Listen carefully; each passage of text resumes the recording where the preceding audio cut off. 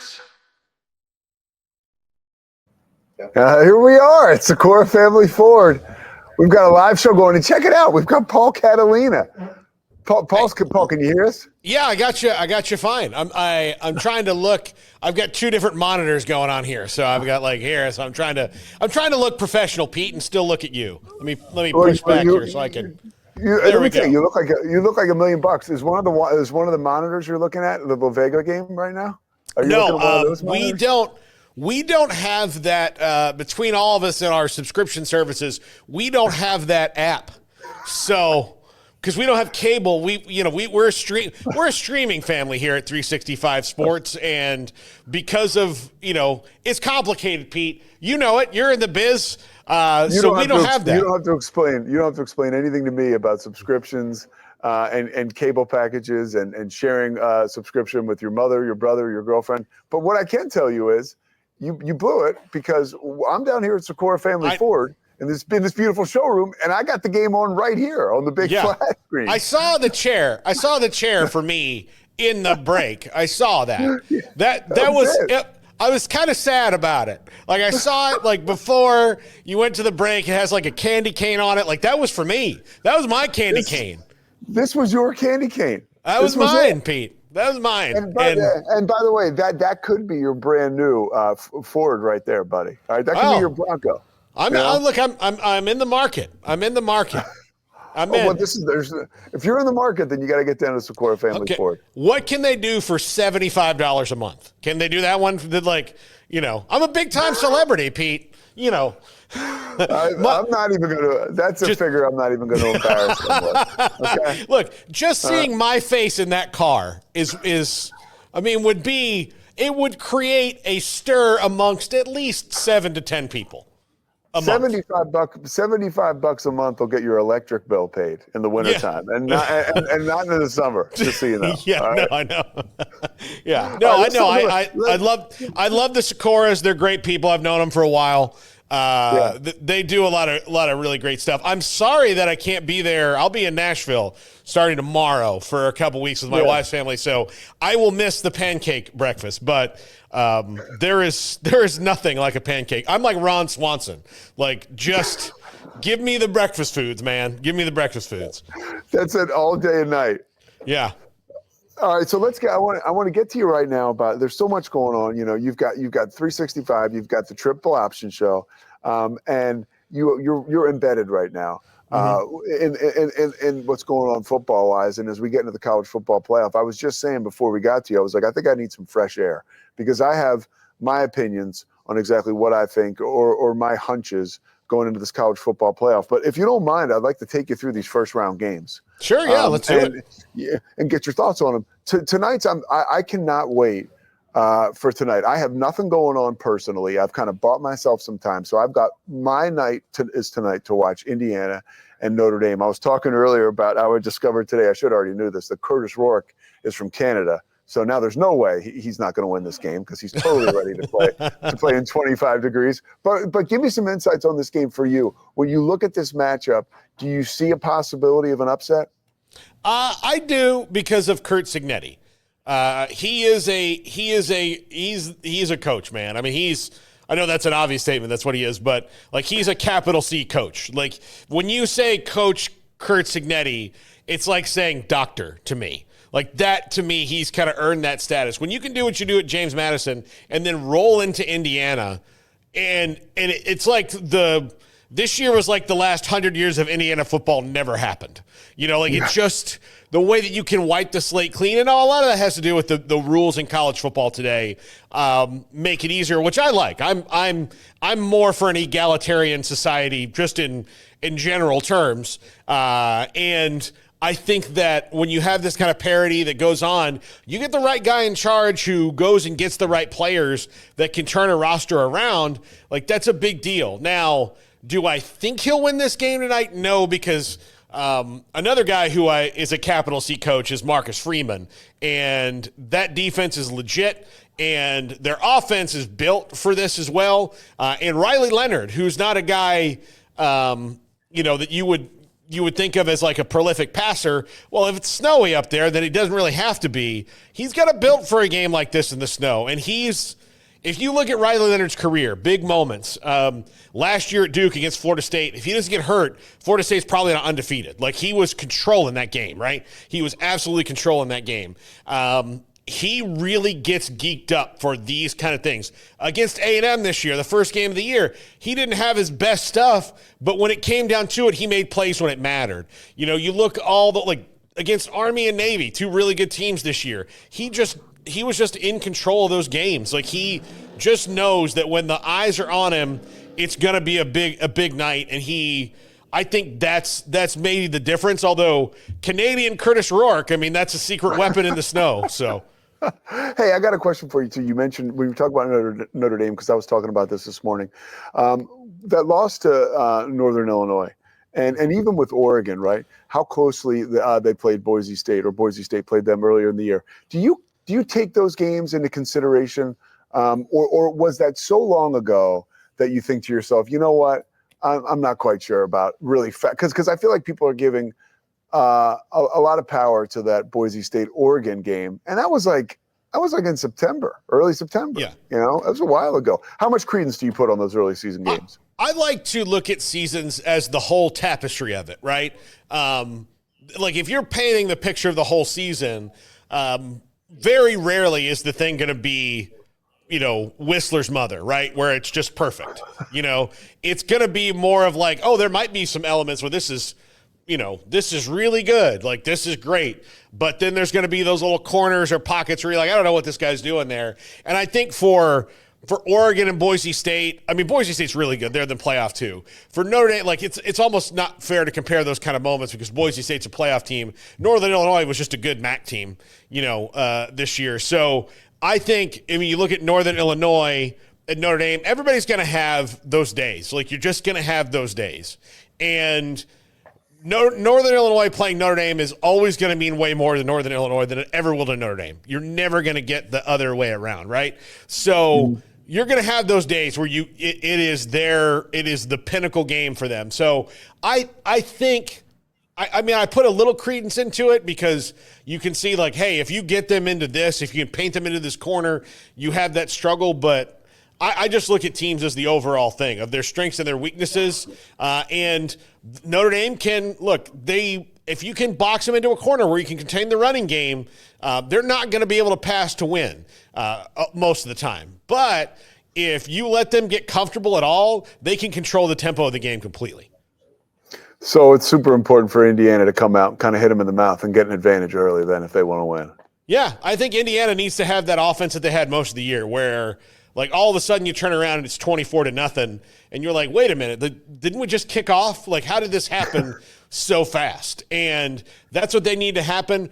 I don't know if you can do that in the conditions, though, that are tonight. So it's cold, it's snowy, like all those things. That's going to be hard for, like, Curtis Rourke might be fine, but, you know, the rest of the guys aren't all Canadians either, you know. So tomorrow, we sticking with the conditions because this is one again. Like I think I've become super obsessed with like the weather in these playoff games because it's the first time we've ever had it.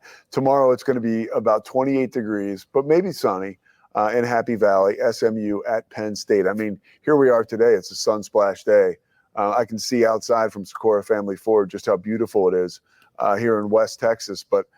You know, we're not that far from Dallas, is my point, where SMU obviously is housed. What's your thoughts on tomorrow's game and if SMU can pull off the upset on the road in those conditions? I think that they can. I actually just did a segment with somebody where I kind of put out where I think their path is. And part of it is that if you keep Penn State close in a big game, you can outcoach James Franklin. So if they keep it close, I think they win, you know, and I mean, because I don't think they're going to jump out, and I don't think Penn State's necessarily going to jump out.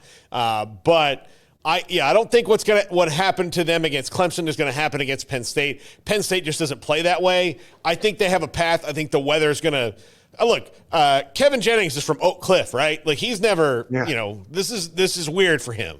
But he's to me one of the guys you got to put on the Heisman watch list going into next year. Just like Drew Aller, like you've got two guys who we're going to be watching, very closely going into 2025 in this game. I think Penn State obviously has the advantage. They're at home. This is so big for SMU. I mean, they don't play schools like Penn State all that often. So this is a brave new world for them. But I have so much faith in Rhett Lashley. I think he is an amazingly badass coach. Like he is just so good at what he does and so confident that you put him against James Franklin, a guy who I think, I'm just ho-hum on. I think that SMU has the coaching advantage. Now, it's going to be, are you ready? Are you talented enough for this moment against a roster that's got more stars on it than you do? You mentioned the roster real quick. I want to jump in because you mentioned how, you're you can handle the climate of college football, which is the portal. How do you feel about these? You look at both backup quarterbacks on these teams. They're basically MIA for this game, or one definitely is. And leading up to it, SMU's backup quarterback is taking visits or doing whatever he's doing. But that's the world we're living in today. What are your thoughts on that? To me, I can't even wrap my mind around it. It's hard to. I don't blame the kids. You have to Jeff Traylor was on our show the other day, and he's like, look, we can't blame them. Like, the adults made the rule, right? So if the adults made the rule, like they're just following the rules that were put out for them. So I don't really blame the kids. It stinks. Now, look, James Franklin could very easily say, look, Bo, take your visits, but you're still on the roster until you're not on the roster. Like, that exists for them. Preston Stone is going to be there. Like, he's not really been practicing with them, but he knows the offense, and he's been in those spots. So if he has to play, he can. So I think part of that's also on the coaches of like, look, you want to transfer, you're gone. Well, like the 12-team playoff's a little different thing than the Alamo Bowl, right? Like you're talking about not just this one game. If you win, you need them for multiple games. Something has to be worked out with a calendar so that you can be the backup quarterback on a team that can win the national title and play in those games if you have to, and then go to your next school. Do I have faith in the leaders of college athletics to figure that out? No, I don't. I do not. They're going to lose. They're going to try to fight because there's going to be multiple guys that try to get the Diego Pavia thing where their JUCO doesn't count. And they're going to lose at every turn because they are content to just throw money at lawyers, and then their reasoning is, well, we don't want to. So with the calendar, it's the same thing. Like, why don't you change this or make this rule available so that if you're one of 12 playoff teams, we're not talking about every team, one of 12 teams, and then after this week, there'll be 4 less teams. So then you'll be one of 8 teams and so on and so on. So you're not talking about doing it for everybody, but if your team makes the CFP and you would like to transfer, but you still would like to help the team you're on, because I think that's the case for most of the players. Like, look, Bro Perula, if Drew Aller went to the NFL, wouldn't be transferring. But if he wants to have more than 1 year as a starting quarterback, he has to transfer. So he's been boxed in. So just make a rule that lets these guys play in the playoff. Like, it's not that complicated, but the we don't wanna of the world is going to do this. All of these problems can be solved with collective bargaining, but the NCAA, we don't wanna. We don't want to, and be careful with common sense, right? God forbid. They bring that into the conversation. All right, a couple more games to get to before I let you get out of here. Texas and Clemson. If I had to look at one game to circle and say I feel 12 points is a lot, this is the one. And earlier I was mentioning it almost was like, okay, they're really odds makers really aren't giving a whole lot to the ACC, right? Coming into this first round. So is that rightfully so, I guess, is my question to you. Should Texas be a 12-point favorite? Will they win the game? I think Texas wins. 12's huge. Against Dabo in the postseason, 12 is huge. That's a big number to hit. Paul, it's so big. It's like, okay, what is this number telling me? Yeah. It's one of those things where I'm like, wow, that's high. It almost makes you want to just, as somebody who would wager on the game, totally stay away. But as a fan, it says, wow, Texas must be better. Am I right there? No, I think Texas, I think you're totally right. I completely agree with you. And look, if you look at the way that Clemson has played when they've played teams that are good, and they've only played one team that's as good or better than Texas, and that is Georgia, who beat Texas twice, right? They lost to South Carolina in a very close game. The worst game I've ever seen Dabo coach was against Louisville. It was an awfully coached game, and he's not normally like that. And believe me, if you watch the show, you know I'm no fan of Dabo. Like I'm not in his corner. I'll give him his due for what he's good at, and he's good at these moments. He's really good in the postseason. He's good at this. And then of course he got blown out by Georgia. There's a talent gap between Clemson and Texas, a pretty sizable one, I think, because when you look at Cade Klubnik has played really well this year, but he's just got okay wide receivers.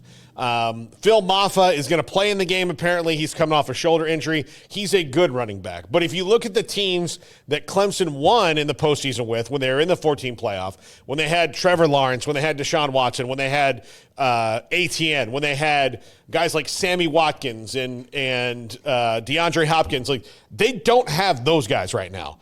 Texas, though, does. And I think that's the reason for the 12 points is Texas is hugely more talented than they are. Now, their ability to win and get to that 12 points is on one guy, and it's Quinn Ewers. Is Quinn Ewers going to have a good game, or is he going to have a game where he just looks meh, and that's the big question to me. I think if you surveyed Texas fans, they would say just let Arch play in the playoff. Right now, overwhelmingly, it wouldn't even you wouldn't even need to go to a recount. It would just be straight across the board. Let's do that because Arch is going to be their starter next year. Whatever Quinn Ewers decides to do, go to the NFL or stay in college, Arch Manning is going to be the starter at Texas next year. And so I think a lot of Texas fans would just rather see that right now because Arch is healthy 100% and Quinn is not. All right, so moving on to the last game, I appreciate that synopsis because it sheds a light on a lot of stuff. This game, I never thought I'd be pulling for Ryan Day, but I am now because all the talk is now stacked up against him, and I kind of like the underdog, I guess, a little bit. I mean, he's never lost more than 2 games in a season as a head coach at Ohio State, but now he's up against losing his job, people are saying, if he doesn't run the table, which – does it make sense? Does it not? It still blows my mind, right? I mean, but that just shows what a rivalry is like against a team like Michigan if you're Ohio State. Tonight, I feel like could be the I don't even want to call it a revenge tour, but I really feel like Ryan Day, the door is open for him to do something special in this postseason, and it starts tomorrow night, I should say. Your feelings on that game, Tennessee at Ohio State, and then what you think Ohio State can do. Ryan Day is Ryan Day's biggest enemy. Like he is because if you watch how he coaches games against Michigan, dude just needs to take a gummy and relax. Just be what you are. Again, he coaches Penn State this year. He coached a really good game. You look at the big I'll tell you against Oregon, I thought he coached a pretty good game. They lost by 1 point, to the number 1 team in the country. He did well there, but against Michigan, he gets clogged up, right? He gets locked up and he can't get out of his own way. They have a lot of injuries on that offensive line, which is a huge disadvantage when you've got a Tennessee defensive line that has a guy like James Pierce on it who's going to feast on the backup tackles. I know that they're Ohio State backup tackles, so they're better than your normal ones, but still, they're the backup tackles. James Pierce is going to be let loose. Home field advantage is huge, but I also think the fan base isn't completely behind him. Part of them in the darkest parts of their soul would love it if they fell down 17-3 to Tennessee going into halftime, because then they can just unleash all their bile on him. And, they can just go and this is it. And again, if there's a parting of the ways between Ohio State and Ryan Day, if they lose this game, I would not be shocked, because I would think part of him would want it to be over because it's really hard to live in Columbus. Look, Kirk Herbstreit's kid is going to Michigan. for crying out loud. And part of that is because when Kirk Herbstreit was living in Columbus, he lives in Nashville now, but like when he was living in Columbus, like his family would get harassed when he didn't pick them to win. Like, hey, are you one of us or not? And you're like, man, like, you know, you're on the third string quarterback. The other two broke their legs. What do you want me to say? Like, I can't pick you to win them all. Like, you know, and so I think part of that exists there, and it's a really tough place to be accepted because they have this, you know, it's that. And look, the Michigan game is in their psyche in a way it probably shouldn't be anymore because of the 12-team playoff, but they call that game the game. Like you don't need to. It doesn't need to be the Michigan-Ohio State game. It doesn't have like some kind of, you know, quirky name like the Paul Bunyan Trophy or the Lone Star Showdown or whatever. It's the game. That's how important it is that they can just call it that and get away with it. So the fans having lost the game 3 years in a row means more to them than anything. And you'll never see a coach that's 50 games over 500 be as reviled as he is in his own spot. It doesn't make sense to me. Yeah. It's crazy. He could go a lot of other places and win. And I think part of him, even though he would not admit this, maybe even to himself until this is all over, would love it for it to be over and him to be anywhere else but there. Well, I don't love that this is almost over, but I appreciate you very much for taking the time. By the way, do you know? I want to see your reaction. Do you know what the score is of the La Vega game? I do not. I have no idea. All right. So since we've been on this scintillating interview, you and I together, they've rattled off Carthage's 3 scores. It's 28-7. Oh, my gosh. Well, I have done Carthage in the playoffs a couple times. As always, I was always the opposing broadcaster. Smokey Craig and I did a game against China Spring and Carthage at the Star in the state semifinals a few years ago. And China Spring, Keontae Ingram was playing for Carthage at the time. And he was simultaneously like winning the game for Carthage and keeping China Spring in it because he kept fumbling. But when Carthage decides, when Scott Surratt decides it's like time to go, like they just go. There's like almost nothing you can do about it year after year. I did a game with them against Mejia one time, and Mejia jumped out to a 13-0 lead, but Carthage blocked the extra point, and you could see I was right next to the Mejia coaches, and when they blocked the extra point, you could see the whole coaching booth just like get punched in the stomach. Because they're like, well, that's it. There goes our momentum. And sure enough, they didn't score again for the rest of the game. Like, that was the last good thing that happened, and it was like 42-13. And they're like, well, you know, it was fun. Like, you had this whole thing. It was fun while it lasted. First quarter was great, wasn't it, guys? So here you and I are talking, and those are great anecdotes. So we're not calling the game. I saw Teddy Emmerich's calling the game, so you know they're in good hands. Yeah. But you're the man, Paul. Thank you so much, man. 365 Sports, of course, triple option. Really, and the fantasy football show too, which is that damn fantasy show. And some Cowboy stuff coming after the new year. It'll be fun. We'll announce that later when Corey and I get the logistics worked out. Let me tell you something, dude. There is always room for more Cowboys content, and that's from an Eagles fan. There just is. And by the way, I want to have you on later. I can't wait to hear. I want to hear what your take is on this new Cowboys documentary coming in 2025. Have you seen the trailer yet? I have. Yeah. It's not going to make Jerry look good. I mean, as much as he wants it to, it's going to come across the wrong way. It's going to come across the wrong way. And here's the thing. No Cowboys documentary can really cover Jerry Jones the way that I really wish people could see him, which is in his true element without cameras on him, because he loves the cameras and he plays up for the cameras. But I've had a couple of stories I can tell you about Jerry Jones off the air, Pete, and just remind me to do that. Not flattering for him? That's not flattering, but let's just let you know, I like Jerry. I do. I think he's – me too. I like Jerry. I just know that, like, he's not the right guy to be in charge right now. Like, those two things can be the same. Like, you know, I have a lot of friends who I love to hang out with, but if I said, like, could you run a business? No. They don't have to be in charge. No, they don't need to be in charge. Like, they can contribute. Certainly, like, we'll find a good spot for your talents, but you being the last say in everything, it's not where Jerry needs to be. Nor do most 80-year-old dudes need to be. No, they don't. They don't get the remote. They shouldn't be able to own teams. That's all I'm saying. Exactly. All right, Paul Catalina, man, thank you so much for your time. I cannot tell you how much I enjoy it. Pete, anytime you need me, let's make this happen. You got it. That is Paul Catalina. We continue on here, the Pete Sousa Show, powered by Slovaceks and the Rogue Media